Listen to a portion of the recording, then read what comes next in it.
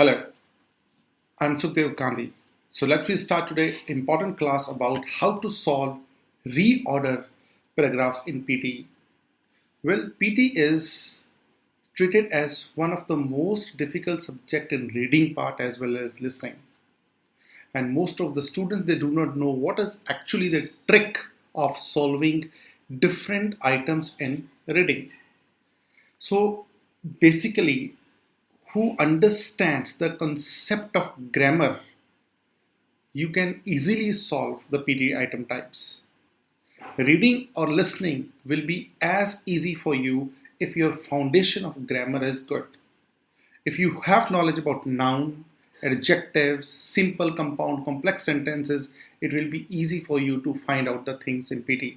So I always advise, if you want to score better in PTE, foundation of grammar is good and tricks you must know. So let's solve today about reorder trick कि reorder paragraphs को solve करने का trick क्या है। 3 ऐसे super steps हैं जो आप आज को बताऊंगा आपको मैं, and you will follow those 3 super steps.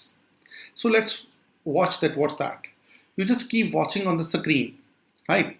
So let's talk about reorder is what? What is reorder? Just we take about order 3, 2, 1. Or if it is reorder, means 3, 2, 1, it's a reorder. Now, it can be 2, 3, 1, or it can be 1, 3, 2. So, one has to reorder it. अब ये गलत लगे हुए हैं, इसको reorder में लगाना है सही तरीके से. तो आप क्या करेंगे? सबसे पहले लेकर आएंगे 1, then you use 2, then you keep 3. So this is called reorder. अगर ये जम्बल्ड हैं तो रीऑर्डर में लेके आने के लिए आपको क्या 3 स्टेप्स रखने हैं? पहले नंबर पे फर्स्ट, सेकंड और 3. अभी what is this? Now I just give an example of a paragraph. एक रीडिंग का पैराग्राफ है तो वो 3 हिस्सों में डिवाइड होता है. अब वो 3 हिस्से क्या हैं? फर्स्ट पार्ट है मेन आइडिया, जिसको हम कहते हैं थीसिस स्टेटमेंट भी कहते हैं. सेकंड पार्ट जो है वो लॉजिकल स्टेटमेंट्स हैं. थर्ड पार्ट जो है वो रिजल्ट है. अगर आपको ये 3 चीजें ध्यान में रख ली आपने तो आप इजीली रीऑर्डरिंग कर सकते हैं पैराग्राफ की. इट मींस फर्स्ट स्टेप क्या मैंने बोला? First step is always as a main idea, second step is always the logical steps and third one is a result. अब जब आप रीऑर्डर करें तो सबसे पहले पॉइंट्स क्या क्या हैं? Let's we talk about in detail about that. Now first one is what I said, main idea. अब मेन आइडिया को अगर आपने लगाना है तो फर्स्ट आपके पास, let we see the talk about the options. अब मैं आपको एग्जांपल से बता रहा हूं. अब आपके पास सामने है डिफरेंट पॉइंट्स हैं, तो आपको सबसे पहले क्या ध्यान रखना है? First step that has to be followed is that go through all the points. जब आप सब पॉइंट्स को पढ़ रहे हैं, सबसे पहला काम क्या करना है? Read the points. So when you're reading all the points, be careful about it, what has to be observed. अब ये कहा जाता है पढ़ लो जी फर्स्ट स्टेप्स. क्या पढ़ें? That the students don't know. So this is what I'm going to explain. कि when you are reading all points, when you are going through all points, you must keep care of the things. आपको क्या क्या ध्यान रखना है? अब ये 5 points है, जम्बल्ड है, तो आपको पहला पॉइंट ढूंढना है मेन आइडिया. तो अभी नहीं ढूंढना, पहले आपको क्या क्या ऑब्जर्व करना है वो सुनिए. आपको देखना है कि इसमें रीजनिंग बेस्ड सेंटेंस कौन से हैं. मतलब बिकॉज वाला सेंटेंस, एज वाला सेंटेंस, ड्यू टू वाला सेंटेंस, इफ वाला सेंटेंस, व्हेन वाला सेंटेंस. तो रीजनिंग बेस्ड कौन से हैं? कंडीशनल सेंटेंस, प्रोवाइडेड हो गया, इफ हो गया, व्हेन हो गया. कनेक्टिव सेंटेंस कौन से हैं? मतलब जो एंड के साथ जुड़े हुए हैं, विच के साथ जुड़े हुए हैं, बट, सो, इनके साथ जुड़े हैं, वो कनेक्टिव सेंटेंस कौन से हैं?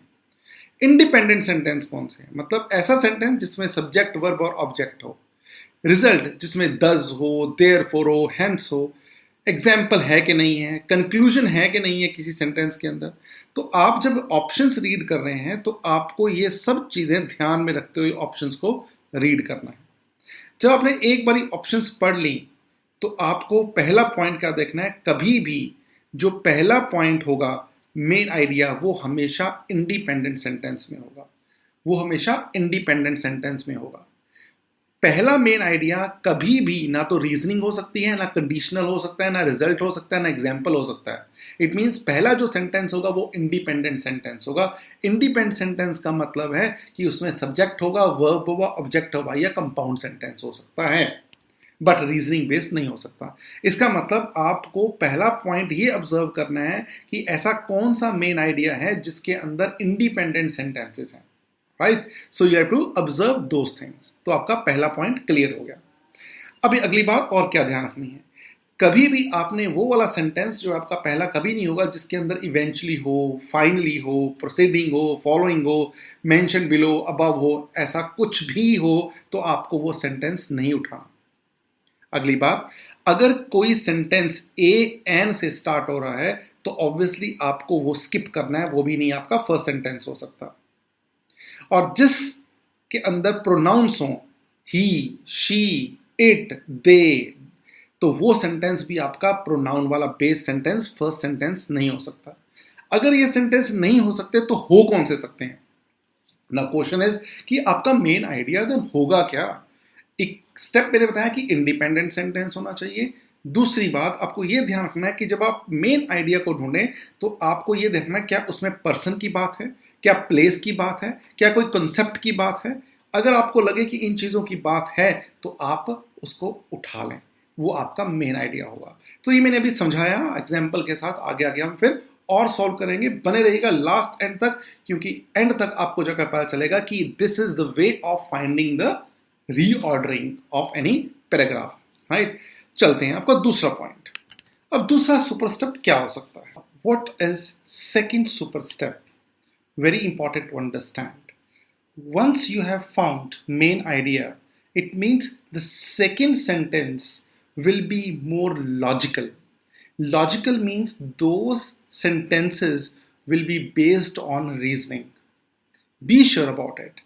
The words which I am going to speak now given on the screen, like moreover, furthermore, to add, in addition, अगर आपको कहीं इस तरह के वर्ड्स मिल रहे हैं तो never started from these, because these are used for extension, right? Now be careful about it.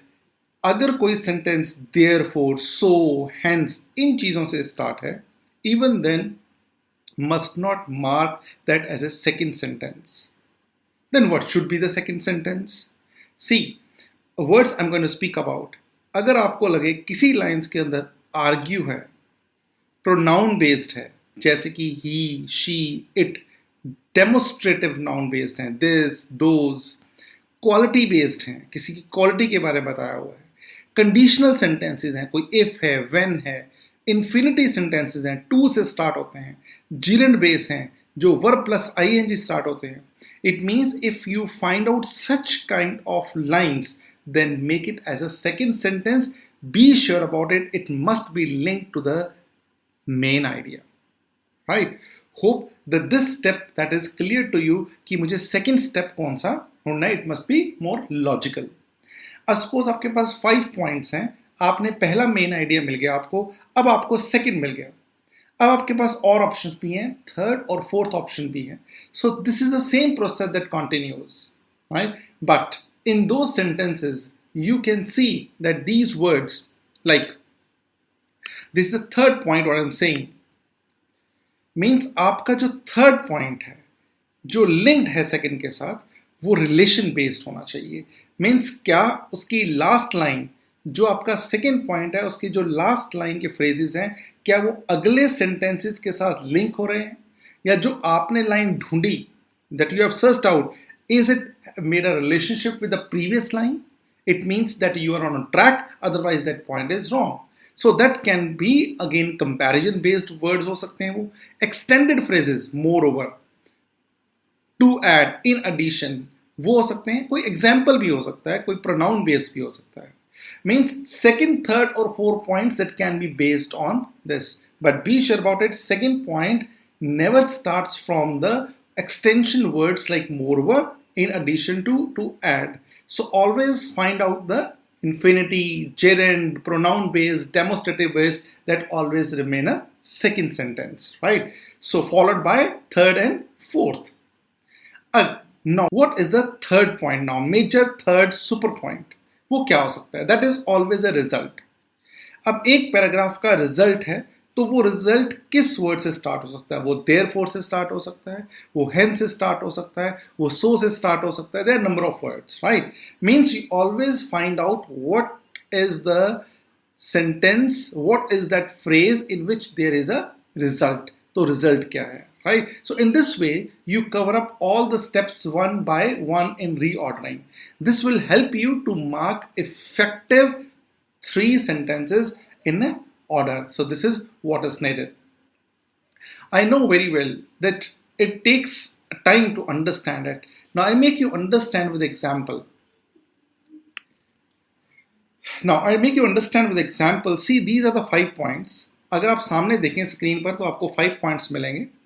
First by analogy if. अब देखिए इफ से सेंटेंस स्टार्ट हो रहा है तो ये आपका मेन आइडिया नहीं हो सकता.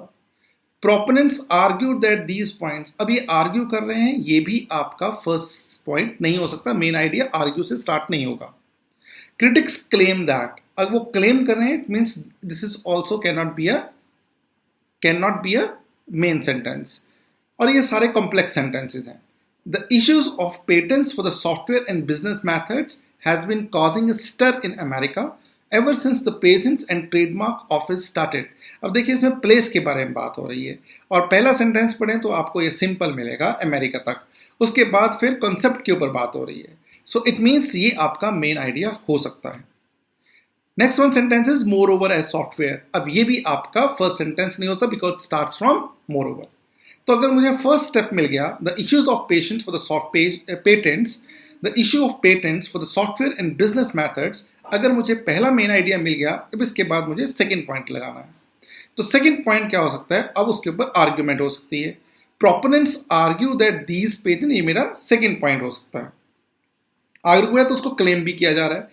Critics claim that such intellectual. तो ये थर्ड पॉइंट हो गया. अब देखिए अगर क्रिटिक्स क्लेम दैट, अब ये पिछली लाइन से कनेक्टेड है कि नहीं, इसको समझिएगा आराम से. Of course it is connected to the previous line. अगर मेरे ये 2 पॉइंट्स अच्छे से कनेक्टेड हैं तो ऑब्वियस इसका जो मीनिंग है मैंने उसका मीनिंग निकाला और कनेक्ट किया.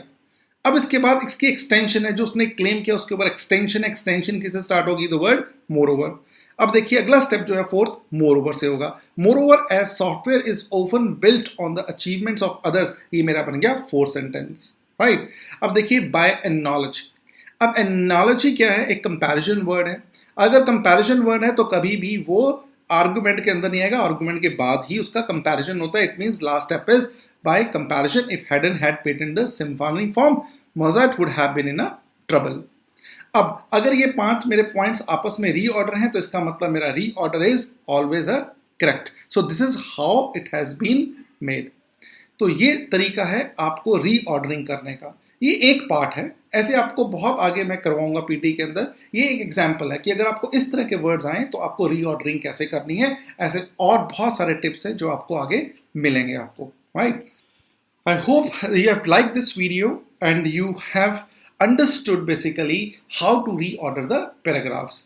आपको सिर्फ कीवर्ड्स ध्यान रखने हैं कि वो कीवर्ड्स क्या क्या हैं. ऑब्जर्वेशंस मीन्स शुरू से लेकर एंड तक पढ़ना कैसे है, क्या क्या चीज़ों को पढ़ना है. So what has to be read and what has not to be read, that has to be very right, that has to be very careful about that. अब आपको ये ध्यान रखना कि जब आप रीऑर्डरिंग करें you must be careful about the accuracy. आप इफ़ यू आर फ्रेशर आप एक्यूरेसी की तरफ ध्यान दें, समझ कर करें उसको, स्टेप्स देखें, कीवर्ड ध्यान से करें. If you are experienced, then be careful about the timings. Do more a lot of practice according to the timing also. So do not spend more time in thinking process of it, right? So understand and go ahead for it. Hope you have liked my video. Share it, subscribe it so that you can get the latest updates also. And hope in a next video I'll bring more important lesson for you, that is fill-ups. In next video I'll teach you that how to solve fill-ups in a quick way.